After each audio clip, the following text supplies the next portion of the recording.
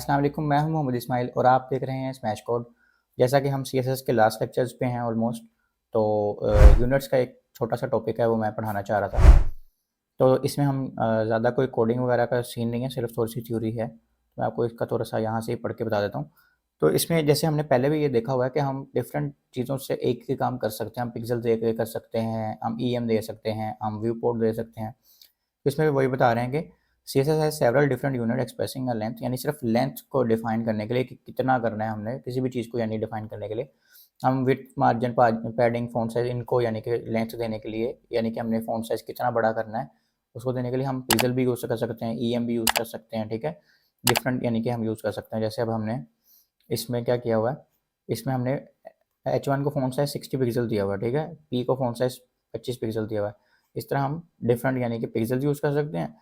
और उसके बाद यहाँ पे है अ white space can not appear between the number and the unit, however if the value is zero the unit can be omitted. अब वो कह रहे हैं कि जब आपने कोई भी स्टाइल ये देना है ना, तो आपने ऐसे नहीं लिखना 25 और 25 और उसके बाद स्पेस और फिर पिक्सल, आपका ये नहीं चलेगा। ये देखें छोटे हो गए हैं।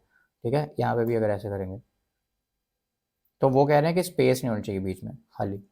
एक तो ये चीज़, और दूसरी चीज़ वो कह रहे हैं कि अगर तो अपने जीरो पिक्सल करना है ना किसी चीज़ को, जीरो पिक्सल करना है, तो फिर आपने उसके साथ पी एक्स नहीं लिखना। पी एक्स ई एम कोई भी यूनिट यूज़ कर रहे होंगे, ज़रूरी नहीं है लिखना फिर। ठीक है, तो वो आपकी आपने उसको नहीं लिखना।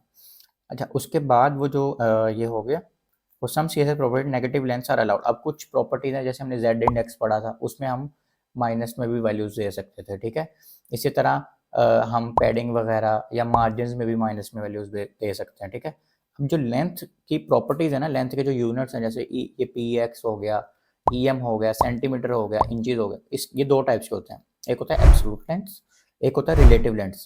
अब एब्सोल्यूट लेंथ में क्या होता है, absolute length are fixed and length expressed in any of these will appear as exactly that size। अगर मैंने एक चीज़ का साइज दे दिया ना 50 पिक्सल्स, वो ये नहीं देखेगा कि स्क्रीन कितने साइज की है, वो जस्ट 50 पिक्सल उसको साइज दे देगा। स्क्रीन छोटी भी होगी ना, वो अपना साइज नहीं चेंज करेगा। तो वो रिकमेंडेड नहीं होता यूज़ करने के लिए। हम मोस्टली कौन सी यूज़ करते हैं, रिलेटिव लेंथ। एब्सोल्यूट लेंथ उसके लिए यूज़ करते हैं जिसका हमें पता होता है कि इसने एग्जैक्टली इसी सेम साइज का रहना है, बेशक स्क्रीन छोटी हो, स्क्रीन बड़ी हो, या हमने फिर मीडिया क्यूरीज यूज़ की होती हैं उसके लिए। ठीक है, तो उसमें हमारे पास क्या क्या है, सेंटीमीटर है, मिलीमीटर है, इंचज़ है, पिक्सल्स हैं, पीटी है और पीसी। पीटी से मुराद पॉइंट्स और पीसी से पिकास। तो मोस्टली इसमें से पिक्सल्स ही यूज़ होता है। ठीक है, लेकिन जब हम रिस्पॉन्सिव वाली साइड पे जाते हैं तो हम ईएम यूज़ करते हैं या पिक्सल्स को मीडिया क्यूरीज के साथ यूज़ करते हैं। ठीक है, और इसी तरह ऐसे हमारे पास रिलेटिव लेंथ्स भी हैं। रिलेटिव लेंथ्स क्या होती हैं, वो जो हमारा लेआउट है ना उसको सेट रखती हैं।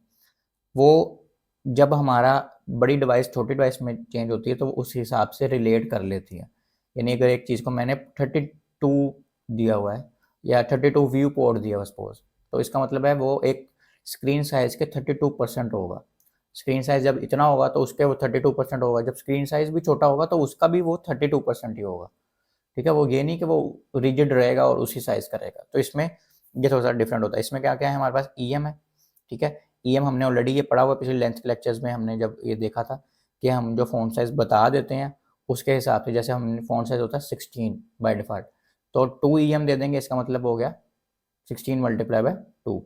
इसी तरह ई एक्स है हमारे पास। ठीक है, सी एच है relative to width, R E M है, ये मोस्टली यूज़ होता है। ठीक है, और रूट एलिमेंट के हिसाब से व्यू पोर्ट।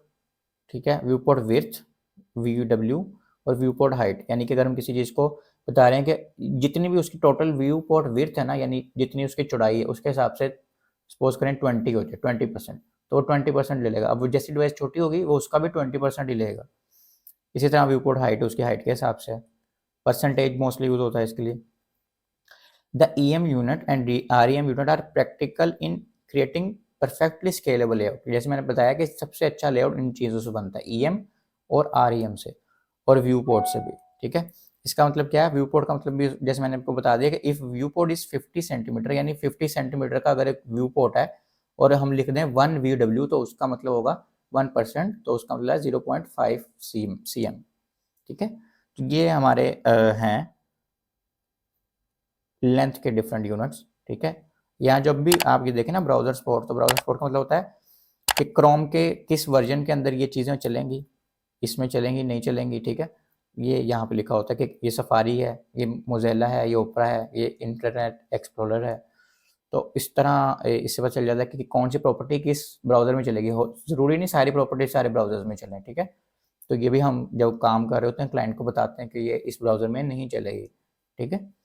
जैसे अब एक प्रॉपर्टी है पैरालैक्स इफेक्ट होता है एक उसके कुछ शेड्स तो चल जाते हैं सफारी के अंदर, यानी सफारी जो iOS एप्पल के लिए होता है, लेकिन कुछ नहीं चलते। तो फिर हम क्लाइंट को पहले से डिक्लेयर कर देते हैं कि ये iOS में फीचर नहीं चलेगा, ठीक है?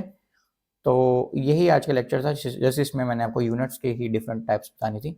मिलते हैं अगले लेक्चर में। अपना बहुत सारा ख्याल रखिएगा। अल्लाह हाफिज़।